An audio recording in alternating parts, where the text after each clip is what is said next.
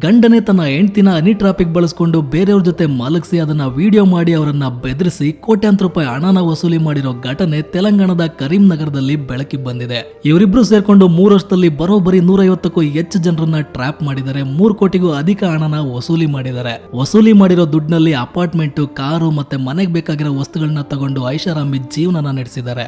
ಅಷ್ಟಕ್ಕೂ ಅವ್ರು ಟ್ರ್ಯಾಪ್ ಮಾಡಿರೋದು ಹೇಗ್ ಗೊತ್ತಾ? ಹೆಂಡತಿ ಯೂಸ್ ಮಾಡ್ತಾ ಇದ್ದ ಇನ್ಸ್ಟಾಗ್ರಾಮ್ ನಲ್ಲಿ ಫೋಟೋಗಳನ್ನ ಅಪ್ಲೋಡ್ ಮಾಡೋದು, ಅದಕ್ಕೆ ಕಮೆಂಟ್ ಹಾಕೋರನ್ನ ಟಾರ್ಗೆಟ್ ಮಾಡೋದು, ಅವರನ್ನ ಮನೆ ಕರೆಸ್ಕೊಂಡು ಅವರಿಬ್ರು ಏಕಾಂತದಲ್ಲಿರುವಾಗ ಗಂಡನೇ ಮೊಬೈಲ್ ನಲ್ಲಿ ಆ ನಗ್ನ ವಿಡಿಯೋಗಳನ್ನ ರೆಕಾರ್ಡ್ ಮಾಡೋದು, ಅದನ್ನ ತೋರಿಸಿ ಬ್ಲಾಕ್ ಮೇಲ್ ಮಾಡೋದು ಇವರಿಬ್ಬರ ಕೆಲಸ.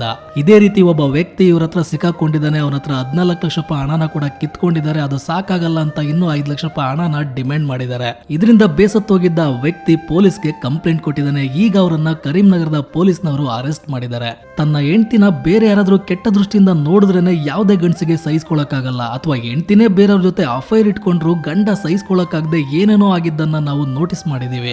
ಆದ್ರೆ ಈ ತರ ಆದರ್ಶ ದಂಪತಿಗಳನ್ನ ನಾನೆಲ್ಲ ನೋಡಿರ್ಲಿಲ್ಲ. ಇತ್ತೀಚೆಗೆ ಈ ತರ ಹನಿ ಟ್ರಾಪಿಂಗ್ ವಿಚಾರಗಳು ಹೆಚ್ಚಾಗ್ತಾ ಇದಾವೆ. ನಿಮ್ಗೆ ಗೊತ್ತಿಲ್ಲದೆ ಇರೋ ವ್ಯಕ್ತಿಗಳ ಹತ್ರ ಸೋಷಿಯಲ್ ಮೀಡಿಯಾದಲ್ಲಿ ಆತ್ಮೀಯತೆ ಬೆಳೆಸ್ಕೊಳ್ಳೋ ಮುಂಚೆ ತುಂಬಾ ಎಚ್ಚರದಿಂದ ಇರಿ. ಒಂದ್ ವೇಳೆ ನೀವು ಆ ರೀತಿ ಟ್ರ್ಯಾಪ್ ನಲ್ಲಿ ಸಿಕ್ಕಾಕೊಂಡ್ರು ಕೂಡ ಮಾನಕ್ಕೆ ಎದ್ರಿ ದುಡ್ಡನ್ನ ಮಾತ್ರ ಕೊಡಬೇಡಿ. ಹತ್ರದ ಪೊಲೀಸ್ ಠಾಣೆಗೆ ಅಥವಾ ಸೈಬರ್ ಕ್ರೈಮ್ಗೆ ಕಂಪ್ಲೇಂಟ್ ಕೊಡಿ ಅಂತ ಕೇಳ್ಕೊಂತೀನಿ. ಇದ್ರ ಬಗ್ಗೆ ನಿಮ್ಗೆ ಅನಿಸುತ್ತೆ ಅನ್ನೋದನ್ನ ಕೆಳಗಡೆ ಕಮೆಂಟ್ ಮಾಡಿ ತಿಳಿಸಿ. ಮತ್ತೆ ನೆಕ್ಸ್ಟ್ ವಿಡಿಯೋದಲ್ಲಿ ಸಿಗ್ತೀನಿ. Signing off, Chandru.